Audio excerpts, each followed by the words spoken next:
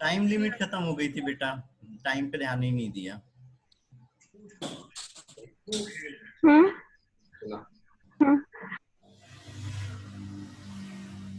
क्या दवा है? ऐड होने दो सभी को।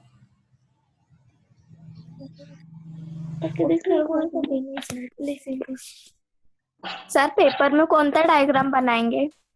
हाँ हाँ, पेपर में बता रहा, वो भी बताऊंगा।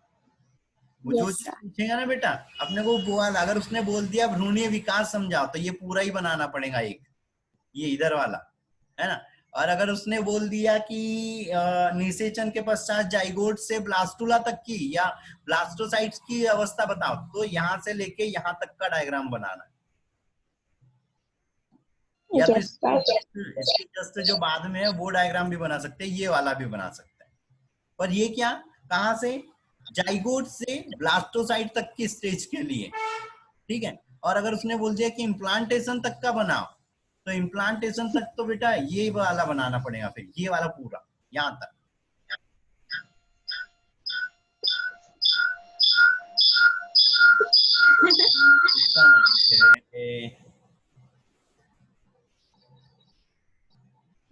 तो ऐसे ही रहेगा, मतलब वो जो चीज पूछेगा अपने को सिर्फ उतनी चीज भर बतानी है।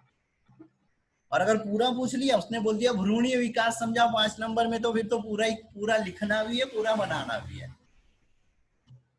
ठीक है। बेटा एनसीईआरटी यही चीज तो बोलती है कि बच्चों को वो सारा मटेरियल बोल दिया और उसमें से कोई चीज पूछ लेना।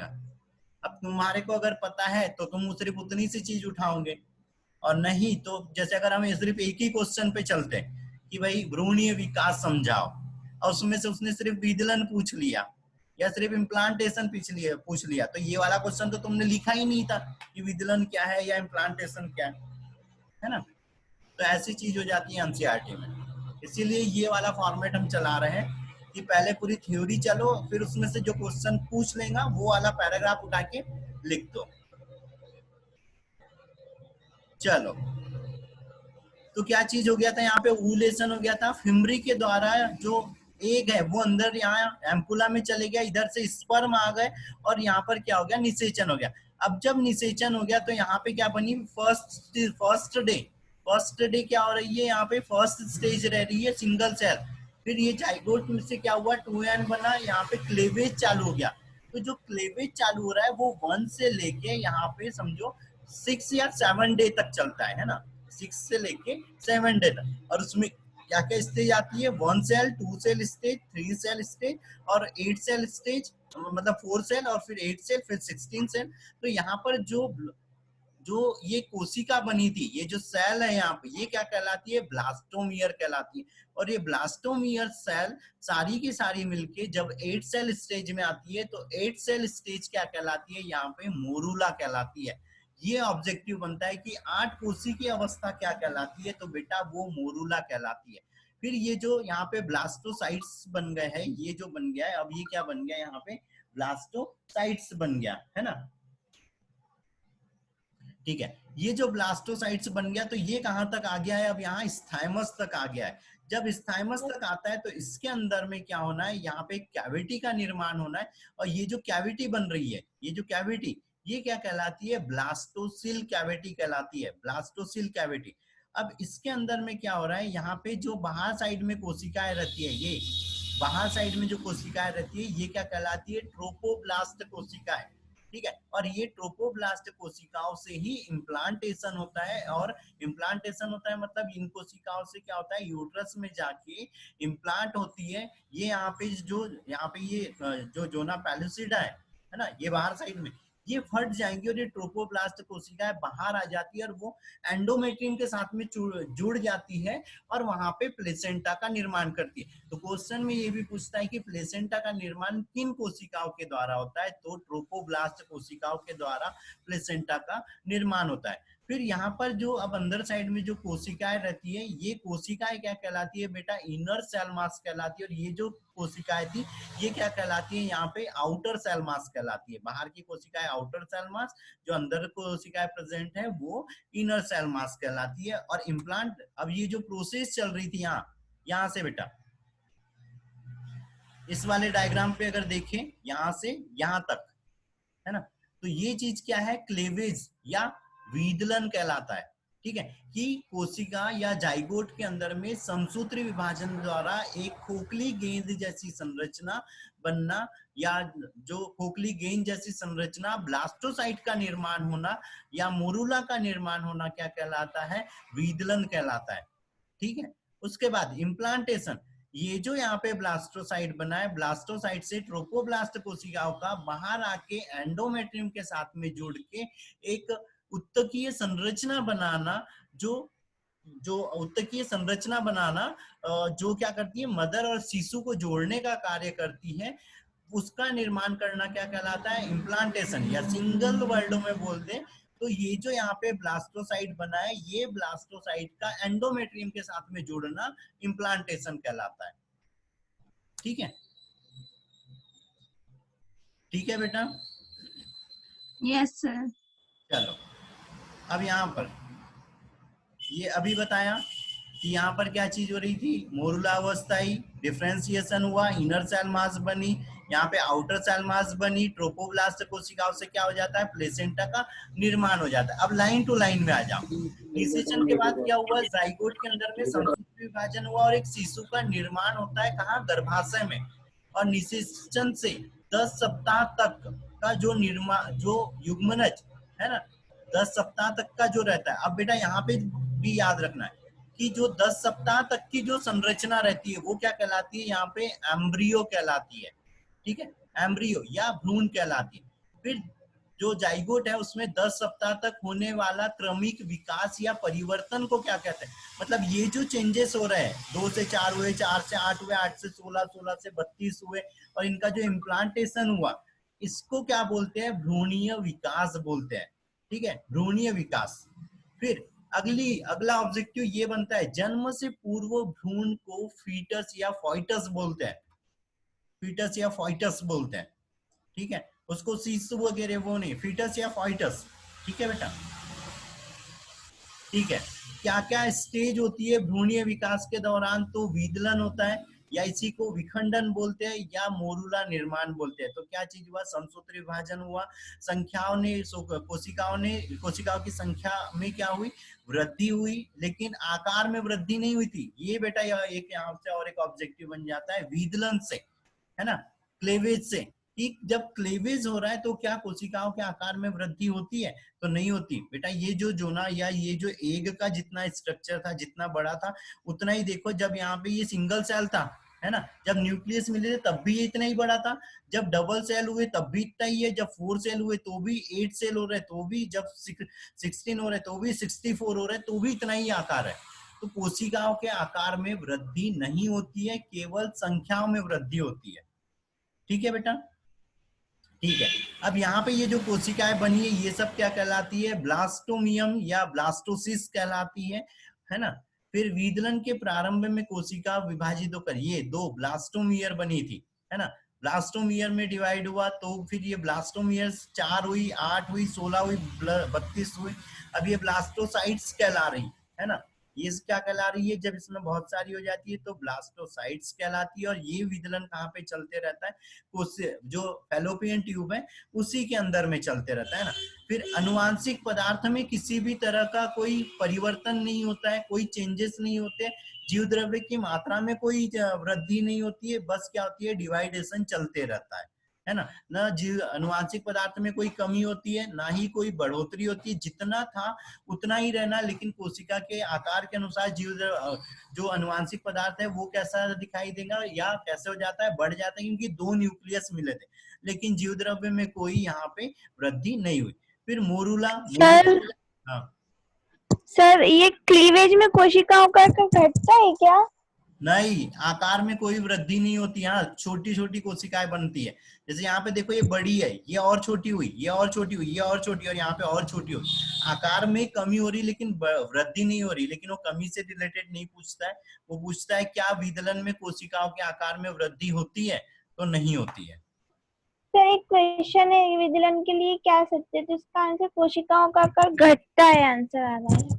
हाँ, तो फिर अगर देखो वो ऑप्शन पे डिपेंड करेगा ना बेटा। अगर उसने ऑप्शन दे दिया कि घटता है, अगर ऑप्शन दे दिया, उस पे घटता लगाना पड़ेगा, है ना। लेकिन अभी तक जितने क्वेश्चन पूछे गए हैं उसमें यही चीज पूछी गई है कि क्या आकार बढ़ता है, तो आकार नहीं बढ़ता है। अब भाई जब आकार नहीं बढ़ रहा है तो जाहिर सी बात है घट रहेगा ही, क्योंकि यहाँ पर तो आकार सेम भी नहीं रह रहा है ना, बराबर नहीं रह रहा है पहले के जैसे। तो आकार क्या हो रहा है, घट ही रहा है। ये देखो डायग्राम पे घट ही रहा है। तो वो डिपेंड करेगा ऑप्शन में क्या दिए हुए है ना। जो ऑप्शन दिया रहेगा बेटा वो लगाना पड़ेगा फिर अपने को। अगर यहाँ पे उसने बोल दिया कि जैसे उसने बोल दिया कि आकार क्या होता है, तो वृद्धि नहीं होती है, तो वो ऑप्शन तो हमको लगाना ही नहीं है। बराबर होता है वो भी नहीं लगाना है। तीसरा ऑप्शन है घटता, तो हमको घटता लगाना पड़ेगा। चौथा है कि इनमें से कोई नहीं, या पहला दूसरा कि बराबर और वृद्धि, तो दोनों चीज नहीं हो रही, बराबर भी नहीं रह रहा वृद्धि भी नहीं रह रहा, तो चौथा ऑप्शन भी हट गया। बचा एक ही ऑप्शन की भाई आकार अब घट रहा है ना। डिपेंड करेगा ऑप्शनों में क्या चीज है, पर अभी तक ये क्वेश्चन पूछे गए। ठीक है।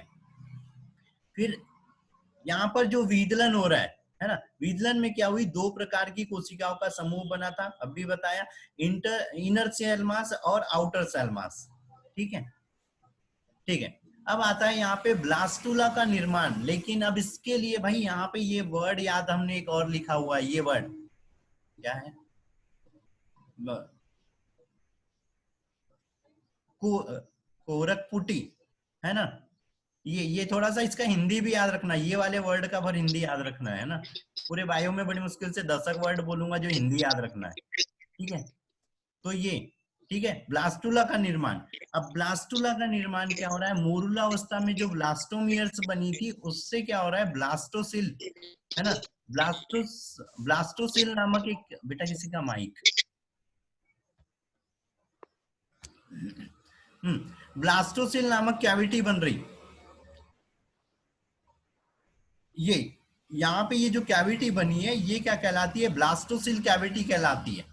ठीक है, तो यहाँ पे ब्लास्टोमियर के विकास के दौरान ब्लास्टोसाइट्स बनते हैं, और ब्लास्टोसाइट्स जब अवस्था आती है तो यहाँ पर जो कैविटी बनती है ये कैविटी क्या कहलाती है, यहाँ पे ब्लास्टोसाइट कैविटी या ब्लास्टोसिल कैविटी कहलाती है। और इसी के अंदर में क्या रहता है, एक फ्लूइड भरा हुआ रहता है, और वो ब्लास्टोसियल फ्लूइड कहलाता है ना, ब्लास्टोसियल फ्लूइड। उसी के बाहर साइड में क्या होती है, ट्रोपोब्लास्ट कोशिकाओं की लेयर होती है जो उसको प्रोटेक्शन और न्यूट्रिशन प्रोवाइड करती है। और ये अवस्था कब तक रहती है, 24 डे तक रहती है, 24 डे तक रहती है। ठीक है, ठीक है। अब अगली चीज आती है गैस्ट्रुला या भ्रूण के अंदर में जनन स्तर का निर्माण। ये जो अवस्था हो गई यहाँ तक का हो गया। ठीक है, अब आ रही है इसके बाद की अवस्था, ये वाली, है ना। तो ये वाली अवस्था आती है, हमने वीडियो दिखाया था जब हम इसका, जब हमारी पहली और दूसरी जब क्लासेस लगी थी रिप्रोडक्टिव सिस्टम की, एक वीडियो हमने दिखाया था। और उसमें एक, जब ये गिर रहा था नीचे साइड में, तो एक ऐसे दो ऐसे पहाड़ जैसी संरचना और बीच में ऐसा गेप जैसा बना हुआ था, है ना। तो अब क्या चीज हो रही है, गैस्ट्रुला निर्माण में क्या होती है, जनन स्तर, भ्रूण के जनन स्तरों का निर्माण होता है ना, जर्मिनल लेयर्स का। और ये जर्मिनल लेयर्स क्या होती है, यहाँ पे ब्लास्टोसिल कैविटी के बाहर साइड में 3 स्तर का निर्माण हो रहा है, एक्टोडर्म, एंडोडर्म और मीजोडर्म। इसके लिए मैंने अभी पिछले वाले इसमें बताया था कि किससे किस किस चीजों का निर्माण होता है ना, किससे किस किस चीजों का निर्माण होता है। तो सिंपल से इसमें याद रख लेना, जैसे आप थोड़ा सा कठिन पड़ेगा कि उतने सारे अंगों को हम कैसे याद रखें, तो क्या तंत्रिका तंत्र, आंख और ग्रंथियां, मतलब जितनी ग्रंथियों के नाम याद आ जाए उतनी ग्रंथियों के नाम लिख देना है एक्टोडर्म के निर्माण में। आंख के जितने पार्ट है सबके नाम लिख देना है एक्टोडर्म के निर्माण में। तंत्रिका तंत्र के जितने पार्ट है सबके नाम लिख देना है एक्टोडर्म में। ठीक है, उसके बाद आती है यहाँ पे एंडोडर्म। तो एंडोडर्म में पाचन तंत्र और ग्रंथियां, पाचन तंत्र के जितने भी पार्ट है सबके नाम लिख देना है। ठीक है, फिर आती है मीजोडर्म, तो इससे पेशियां, नलियां, ग्रंथियां और परिसंचरण तंत्र, तो जितनी भी प्रकार की पेशियां है सारी, नलियां जितनी भी होती है, आर्टरी, वेन, है ना, सारी लिख देना है। सर्कुलेटरी सिस्टम में हार्ट हो गया, है ना, लिम्फ नोड हो गया, लिम्फ वेसल्स हो गई, है ना, तो ये सारे नाम लिख देना है। ठीक है, ठीक है बेटा।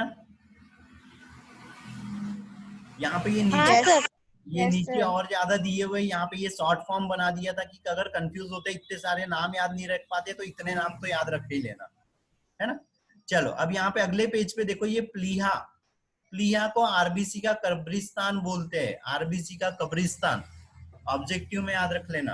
प्लीहा को आरबीसी का कब्रिस्तान बोलते हैं। ये 11th और 12th दोनों वाले पोर्शन में पूछता है। ठीक है, यस सर।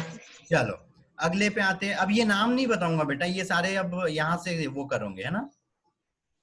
चलो अगली चीज है गैस्ट्रुला से शिशु निर्माण। मतलब अब ये जो तीनों जनन स्तर बने थे, इन जनन स्तर से अब क्या हो रहा है, एक पूरे शिशु का निर्माण हो रहा है। तो क्या हो रहा है, यहाँ पे 4 सप्ताह तक तो ये चीजें चली कि यहाँ पे जनन स्तर बने। 5वें सप्ताह से क्या हो गया, अब जनन स्तर का निर्माण होके उनसे क्या होने लगे, विभिन्न अंगों का निर्माण होने लग गया। ये जितने अंग बोले इन सब का यहाँ पर अब क्या होने लग गया, निर्माण होने लग गया। कब से, 5वें सप्ताह में।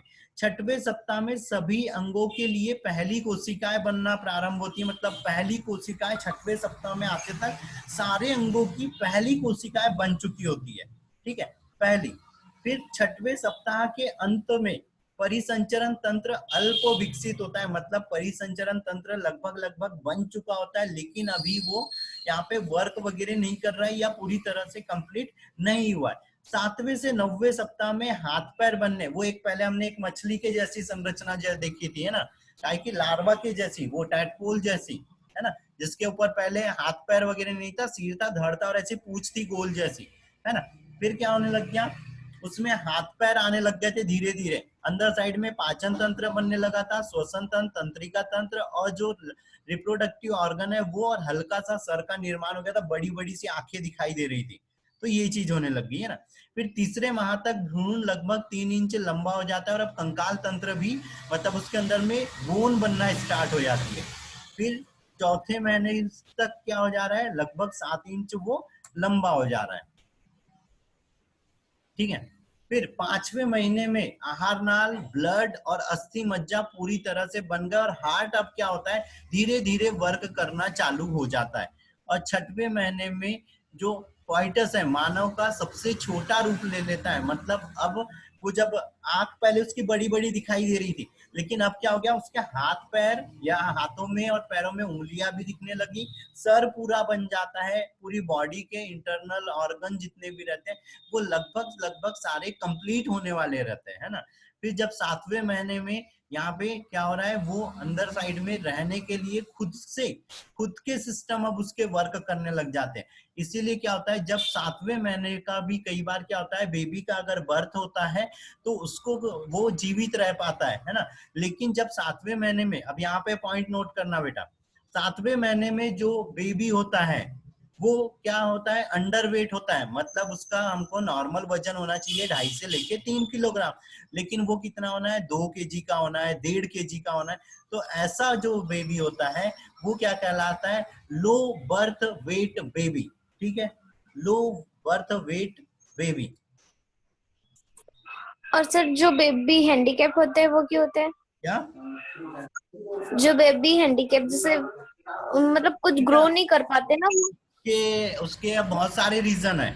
अगर उसकी कोई जेनेटिक हिस्ट्री है कि उनके माता पिता को कोई जेनेटिक प्रॉब्लम थी, या उनके माता पिता में अगर कोई ऐसी डिसीज थी, तो उसके कारण भी हो सकते हैं। या जब एम्ब्रियोनिक डेवलपमेंट हो रहा था, ये जो भ्रूणीय विकास हो रहा था, उस टाइम में मदर कोई मेडिसिन वगैरह ले रही, अल्कोहल ले रही है ना, ड्रग्स वगैरह कुछ ले रही है ना, स्मोकिंग कर रही है, कोई स्टेरॉइडल ड्रग ले रही है, या उसको किसी प्रकार का कोई संक्रमण हो गया, है ना, तो वो रीजन भी होते हैं जिसके कारण में कोई सेल या कोई ऑर्गन का डेवलपमेंट नहीं हो पाता है, जिसके कारण वो बेबी हैंडीकैप्ड हो सकता है। बहुत सारे रीजन हो सकते हैं, चाहे वो बैक्टीरियल माइक्रोबायोलॉजिकल रीजन हो सकते हैं, मैकेनिकल रीजन हो सकते हैं, इन्वायरमेंटल रीजन हो सकते हैं, है ना। जो क्लैप ऑफ लिप होता है, कई बार यहाँ पे ये बेबी ये का वो नहीं बनता है, लिप नहीं बनता है, यहाँ से कटा हुआ रहता है ना, यस। क्या बोलते हैं, क्लैप ऑफ लिप। तो वो इन्वायरमेंटल इश्यूज के कारण होता है कि इन्वायरमेंट्स में चेंज हो रही है, उसको बाहर साइड से अच्छे से इन्वायरमेंट नहीं मिल रहा है, ज्यादा इन्फेक्शन वगैरह प्रेजेंट है, स्ट्रेप्टोकोकस ऑरियस का रहता है वो खासकर, तो उसके कारण उनका लिप नहीं बनता है, कटा हुआ रह जाता है। तो ये चीजें होती है, बहुत सारे फैक्टर्स इफेक्ट करते हैं उस बेबी की ग्रोथ के लिए। इसीलिए तो हम जब प्रेगनेंसी ड्यूरेशन जब चल रहा है तो हम मदर को रेस्ट देते हैं, उसको एक्सरसाइज करने के लिए बोलते हैं, उसको जो बैलेंस डाइट है वो देते हैं, जो वैक्सीनेशन कराना चाहिए वो करवाते हैं कि कोई प्रकार का कोई इन्फेक्शन भी ना हो। हम सोनोग्राफी करवाते हैं कि बेबी का डेवलपमेंट अच्छे से हो रहा है नहीं हो रहा है, एमनियोटिक फ्लूइड प्रॉपर मात्रा में एमनियोटिक कैविटी के अंदर में प्रेजेंट है नहीं है। ये सारी चीजें हम इसीलिए देखते हैं कि बेबी के अंदर में ऐसी कोई चीजें ना हो। और आजकल ये एक और चीज थी, जैसे वो कुंडलिया वगैरह मिलाने वाला था, है ना, तो वो सब में हम यहाँ पे हिस्ट्री वगैरह भी देखते हैं, जेनेटिक मटेरियल मतलब जेनेटिक हिस्ट्री देखते हैं कि उनके दादा मम्मी वगैरह को किसी को कोई ऐसी मेंटल या फिजिकल कोई डिसीज तो नहीं थी, है ना, क्योंकि वो बेबी के अंदर भी जाना है। ठीक है, ठीक है। तो यहाँ पर जो बेबी हो रहा है वो क्या कहलाता है, लो बर्थ वेट बेबी कहलाता है। ठीक है, और इसी को क्या बोलते हैं, प्री टर्म प्रेगनेंसी बोलते हैं। प्री टर्म प्रेगनेंसी मतलब प्री टर्म प्री मतलब पहले, टर्म मतलब टाइम, प्रेगनेंसी मतलब गर्भावस्था, टाइम से पहले हुई वाली प्रेगनेंसी या वो टाइम से पहले हुई वाला बर्थ क्या कहलाता है, यहाँ पे प्री टर्म टर्म प्रेगनेंसी कहलाता है। जो बेबी लेता है वो अंडर वेट होता है, इसीलिए उसको लो बर्थ वेट बेबी बोलते हैं। ठीक है। अब क्या चीज हो रही है, 8वें महीने में भ्रूण में वसा का जमाव होने लगता है, बॉडी के अंदर में फैट डिपॉजिट होने लगता है, ताकि उसको एनर्जी, जब उसके खुद के सिस्टम काम करने लगे तो उसको एनर्जी मिलने लगे। 90वें महीने तक 20 इंच लंबा हो जाता है, और जब 9वां महीने का लास्ट टाइम चलते रहता है तो बेबी पूरी तरह से कंप्लीट हो जाता है और बाहर निकल जाता है। ठीक है, तो इतनी चीज होती है। ठीक है बेटा, यहाँ तक? हाँ सर, ठीक है। हाँ सर। ठीक है, यस सर।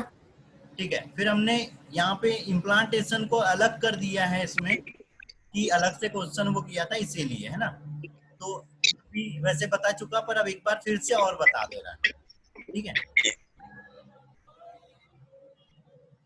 माइक बेटा, माइक का थोड़ा सा।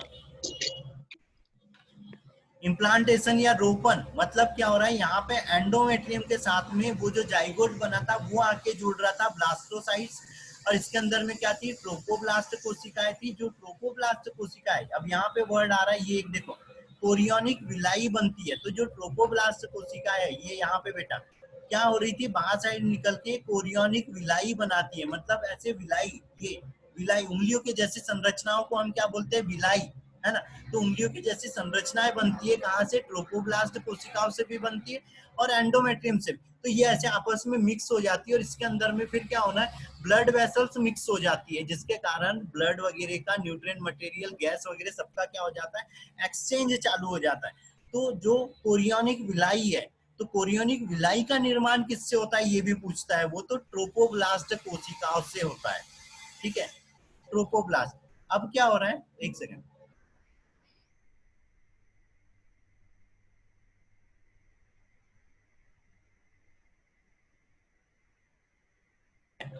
ट्रोपोब्लास्ट कोशिकाओं से जो यहाँ कोरियोनिक विलाई के द्वारा जो एक संरचना बनती है ये क्या कहलाती है, प्लेसेंटा कहलाती है।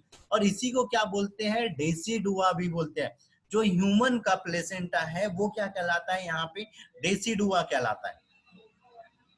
ठीक है बेटा, डेसिडुआ। ठीक है, इतना क्लियर है बेटा? हाँ सर। Yes sir. तो आज के लिए डायग्राम एक बार फिर से रिपीट कर दे रहा हूँ। स्पर्म का डायग्राम बना रहा है, एग का डायग्राम बनाना है, उसके बाद ये जो एम्ब्रियोनिक डेवलपमेंट है बेटा, इसमें से या तो ये वाला बनाओ, इस अगर ये बनाओगे तो मेरे को ग्रुप में मैसेज करो, मैं एक और डायग्राम सेंड करूंगा, उसमें और क्लियर दिखेगा। ठीक है, या तो फिर ये वाला बनाओ या तो फिर ये वाला बनाओ।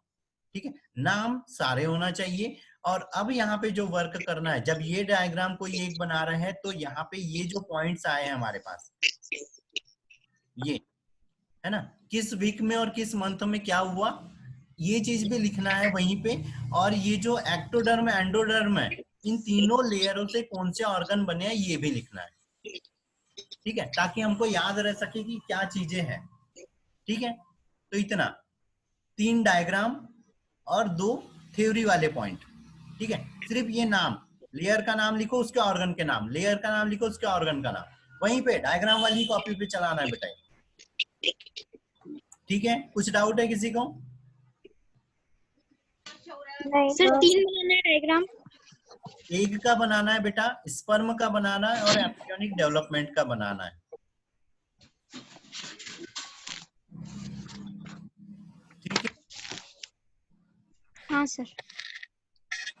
चलो ठीक है। अब 11th वाला पोर्शन रहेगा तो उसके लिए ज्वाइन कर लो, पर फिर से ज्वाइन करो।